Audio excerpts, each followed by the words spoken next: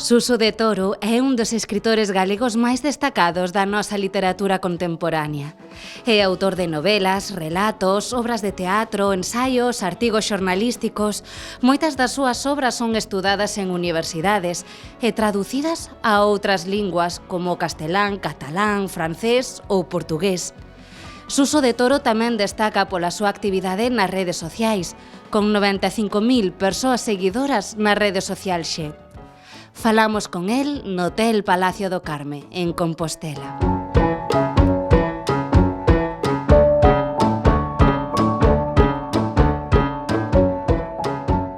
Cando tiña 14, 15 anos, digamos, eu tiña un certo sentido galeguista e ao mesmo tamén unha preocupación pola injustiza social. Iso conducime aos 16 e logo xa aos 17 anos a unha implicación na política, naquele momento na clandestinidade, pero que isto continuou de alguma maneira toda a miña vida. Realmente eu quería ser ou pintor ou escritor. Eran as dúas cousas que se me daban ben, non tiña claro que cousa, pero por aí había de ir, era o meu camiño, eu tiña claro que era o meu camiño. E acabou sendo. Cando empecé a abordar o da literatura dun modo, digamos, riguroso, serio, tomei non moi en serio, pois quixen ser un escritor, separar unha cousa da outra. Unha cousa é aos meus puntos de vista particulares e as miñas militancias, os meus compromisos particulares, e outra cousa era a obra literaria. De feito, eu creo que a miña obra literaria haina que ler como unha obra literaria. Eu non escribo nin para convencer a ninguén de ideas de ningún tipo, nin tampouco para que me lea xente de esquerdas ou de dereitas ou daqui ou dalá. Eu escribo literatura sen máis. Separado, a literatura, eu creo que é un mundo autónomo, un mundo independente, que existe por si mesmo. A figura de Suso de Toro pois ten un perfil político, claro, é certo. E chegou un momento en que tiven que aceptalo. Costoume moito, porque eu quería ser, por así decir, un escritor, entre comillas, como os demais. Eu quería ser un escritor cun perfil puramente literario.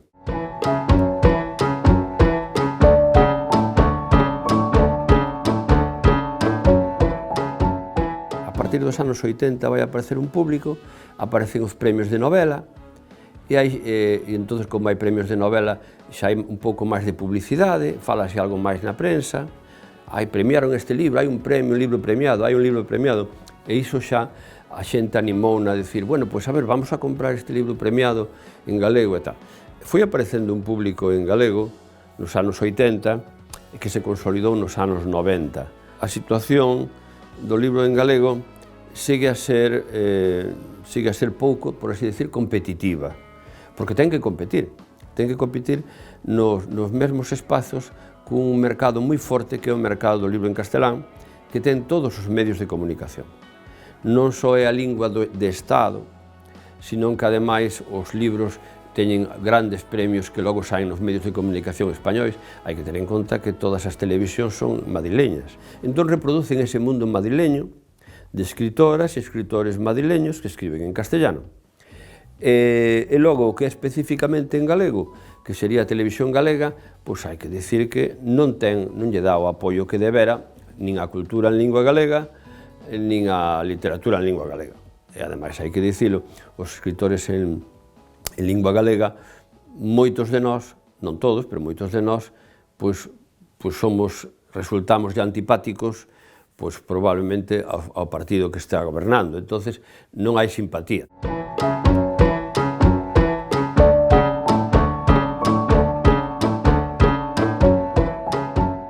Para min, quizá, o libro máis queridos son dous. Un está nunha colección xuvenil, e a mellor non había de estar, porque é un libro que pode ler persoas adultas perfectamente, e que se chama A sombra cazadora. É un libro moi emotivo, para min, moi emotivo. É un libro no que se conta unha historia, pero contando esa historia afecta, toca dentro de un fibras e teclas dentro de un, non? A mí mesmo, cando escribía, saía un pouco aí o meu mundo interno, íntimo e tal. E logo hai outro libro que se chama Sete palabras, no que o que fago é investigar a historia da miña familia paterna, a familia do meu pai. O meu pai veu para Galicia dende Zamora, desde o sur de Zamora, unha terra que se chama Sallago, un pobo que se chama Formariz, ao lado de Fermoselle, e desde ali veu para cá. E entón é unha familia da que tiñamos pouca información. Fun alá e investigar esa historia para min foi moi importante.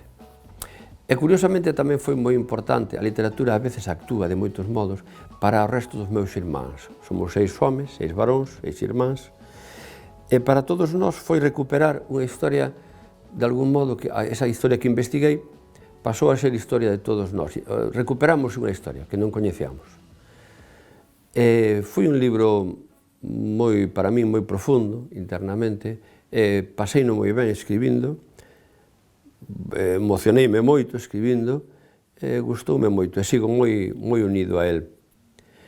E agora de cando en vez, pois os irmáns imos ali a esa terra do meu pai, así cando podemos facemos unha excursión e imos alá.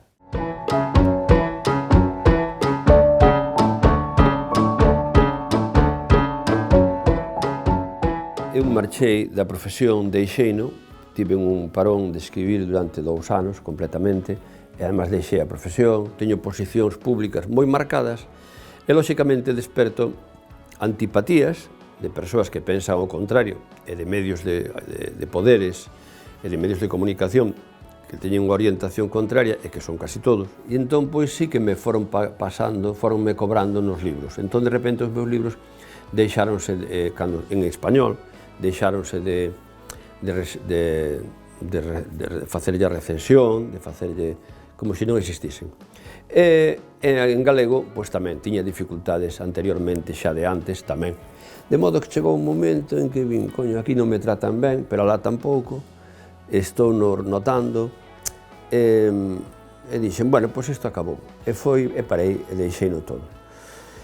E agora volvín, desde hai uns anos, volvín a escribir e volvín a publicar, pero tamén é certo que non estou xa na carreira literaria, non ando no mundo dos escritores, prácticamente non viaxo fora de Galicia, e mesmo en Galicia casi non viaxo, casi non saio da miña cidade.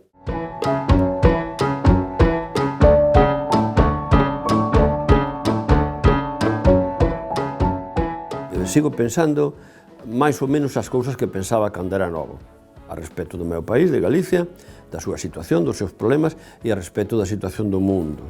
Para mí o que ocorre en Palestina sigue me afectando, teño interpretación, as miñas interpretacións sobre os problemas sociais, os problemas do mundo e sobre os problemas do meu país. Sigo pensando máis ou menos moi parecido.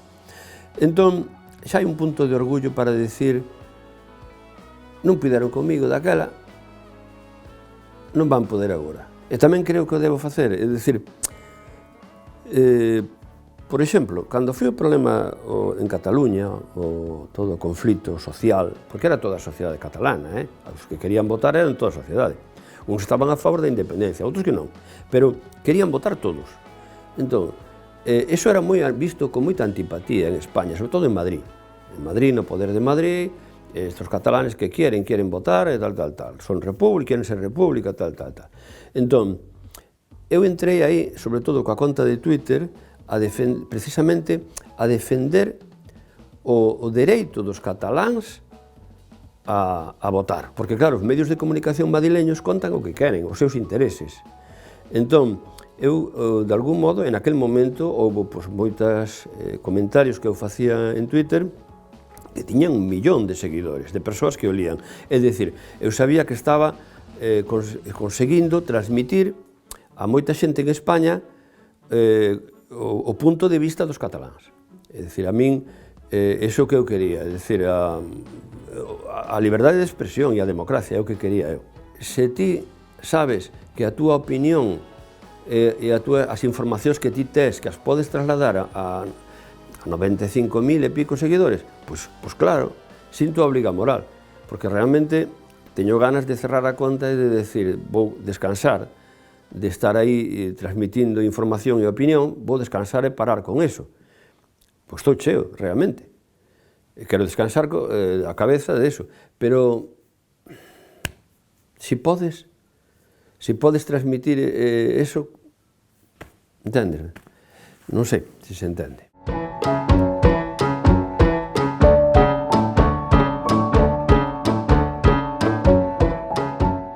Pense que eu me afiliei ou votei ao PSOE, pois está equivocado, non foi así, nunca. Sempre votei partidos galegos. E así yo dixen a José Luis Rodríguez Zapatero. Eu dixen, mira, José Luis, eu non podo votar ao partido de Paco Vázquez na vida, non entendes? A mellor en Cataluña podría votar ao PSC, cando o PSC era catalanista, que agora xa non. Pero aquí nin de broma, eu voto partidos galegos. Agora ben, cando foi o do Prestige, eu vin que o meu país, que Galicia estaba desamparada e que había un goberno que, en vez de axudar cos mecanismos do Estado, un goberno que tuvera implicación no que ocorrera, porque xestionara mal o problema, pois ainda por riba negaba a realidade e negábanos a axuda. Entón, naquele momento foi cando coñecín a Zapatero. Coñecímonos os dous, e creo que foi unha relación de recoñecemento mutuo. Eu vin a unha persoa que estaba disposta a traballar, a facer na boa dirección, e por outro lado caeume moi ben, no sentido pareceme unha persoa que tiña conviccións de verdad, e ademais era moi receptivo aos problemas de Galicia, e moi receptivos á propia existencia de Galicia como nación. É dicir, el tiña un recoñecemento nacional, sabía que o que el falaba da España plural ou a España plurinacional. É dicir, el sabía que España como Estado non era unha nación exactamente, que dentro había entes nacionais e que había que mirar de respetalos e de encaixar eso, e recoñecer esa realidade. Entón eu sabía que con el podía falar con moita claridade de moitas cousas. Estou seguro, se Zapatero fose galego, pois sería do BNG. Estaría con Ana Pontón, eu xa yo digo sempre, ademais. Pero neste momento, eu creo que hai que escoller entre o menos malo, e o menos malo, a alternativa ao goberno do Partido Popular con Vox, creo que o goberno de Pedro Sánchez pactando e negociando con outros partidos.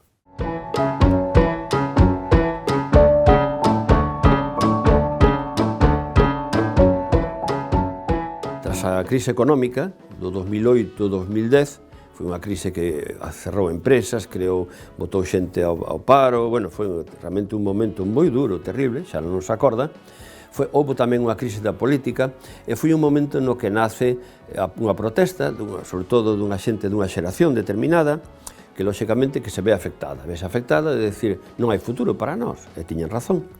Entón, aí aproveitou un movimento político, Podemos, realmente fíxose portavoz desa xeración, entrou con moita forza e creouse toda revolveuse todo o mundo da política, pero no que respecta a Galicia, o que vin foi que todo se centraba en Madrid, en la Puerta del Sol, e todo era Madrid, gobernábase desde Madrid tamén, todo este movimento. Entón, Galicia, o meu país, de repente desaparecía do mapa, e os seus problemas, e os nosos problemas, desaparecían do mapa. Entón, a min preocupoume enormemente que, de repente, non iba a haber diputados galegos no Parlamento Español que defendesen os nosos problemas, non iba a haber forzas políticas galegas que nos expresasen, que defendesen o noso. É dicir, entón foi efectivamente o momento no que pensei que había que dar un paso adiante públicamente e afiliarme ao BNG, ao Bloque, non? Eu penso que o Bloque tamén aprendeu, tivo tamén que aprender, como todos os partidos, logo algúns desaprenden e esquecen, pero eu creo que o Bloque aprendeu as leccións que tiña que ter máis en conta, escoitar máis aos seus simpatizantes, a sociedade, estar máis atenta á sociedade. E por iso mesmo creo que o momento de Ana Pontón foi un momento en que de novo recobrou unha ilusión na que se concilian, por un lado, a ilusión de renovación, de renovar a política en Galicia e ao mesmo tempo tamén a idea de que a renovación da política que se faga tendo en conta desde aquí, non? Pensando desde aquí e pensando, analizando os nosos problemas, porque estamos vendo de feito cada vez, cada problema que hai, como se non temos voz propia, pois non nos escoitan.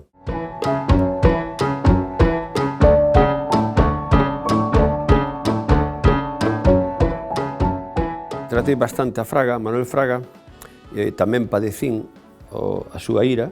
Por un lado, houve un momento en que dialogamos, conversamos e tivemos un diálogo intelectual, e logo chegou un momento en que enfrenteime a él ou enfrentámonos e recibí un castigo duro pola súa parte, afectoume moito, foi moi duro, pero hai que decir que Fraga non faría moitas cousas que está facendo o seu propio partido actualmente. A súa maneira, el defendía intereses máis ou menos, non como debera, pero tiña un certo sentido de país. Iso é unha realidade. E iso xa de Feijóo herdou tanto o poder político como herdou ese posicionamento, pero logo evidentemente foi aplicando xa un programa madrileñizador, é dicir, someter o propio organización do PP de Galicia e a política toda ao que se diga desde Madrid e aos intereses de Madrid, non? E Rueda, a meu modo de ver, continúa facendo iso. A diferencia é que Rueda ten menos peso político que Feijóo. Feijóo estaba máis anclado nun sector do Partido Popular, nunha liña do partido detrás del máis poder político, e Rueda é un político máis inseguro.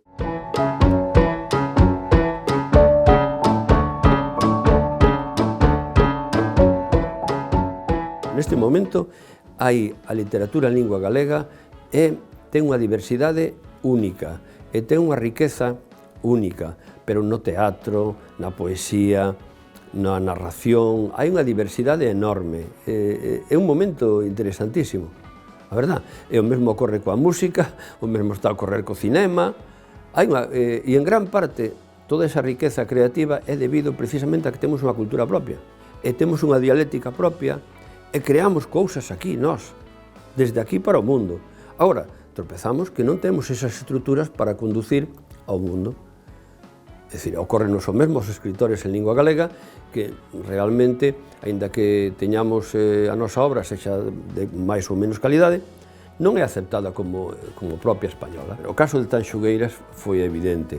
Tanxugueiras, no seu momento, cando se presenta a Eurovisión, era a candidata escollida polo público e era unha proposta absolutamente nova.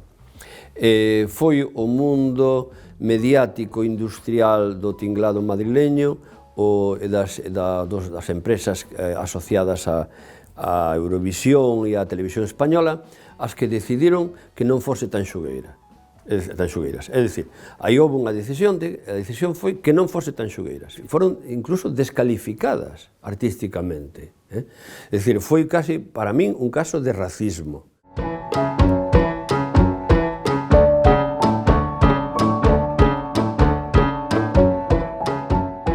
Todos nas nosas decisións na vida diaria estamos afectados polas dinámicas económicas, polas dinámicas de poder de todo tipo, non? Entón, a xente, digamos que o mercado en castelán, o poder está todo en castelán. Se non temos un poder político forte que nos defenda aquí, un poder político propio que defenda a noso, que cree un marco e que cree precisamente que reforce o poder da lingua galega, é natural. É natural que a lingua galega vai accedendo en beneficio da lingua española, da lingua do Estado. En cambio, por exemplo, estáse vendo como un equipo como o Celta de Vigo, que é o Celta de Vigo, pero é o Celtiña de toda a vida, pois cando está apelando á identidade, entón de repente a cultura propia, o sinal de identidade, de repente está tendo unha simpatía, recollendo unha simpatía social enorme. E cada vez que, é dicir, os galegos seguimos tendo unha necesidade, como todo o mundo, de presumir do noso, de sentirnos orgullosos de nós.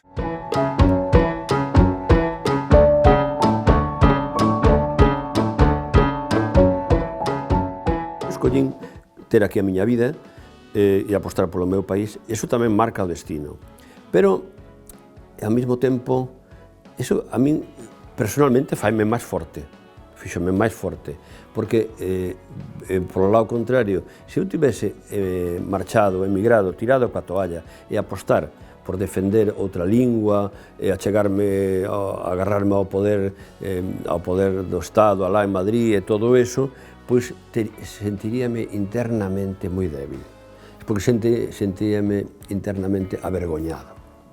En cambio, aquí podo decir, bueno, pois apostei por isto e os negocios non che van tan ben, ou a carreira non che foi tan ben, pero síntome moi conforme comigo mesmo. E eu tamén vexo que últimamente un fenómeno como o de Altri, a resposta social a esa macrocelulosa no centro do país que afecta ao río Ulla e que afecta a Ría de Arousa, que nos afecta de algún modo a todos, a resposta social demostroume novamente que hai unha sociedade viva. A sociedade galega é moito máis viva do que pensan os poderes. Sei que en Galicia hai enerxías que hai moi diversas, e sei que se poden catalizar, e creo que ese cambio vai ser conducido moi marcado polas mulleres, pola irrupción das mulleres na vida pública. Eu son optimista.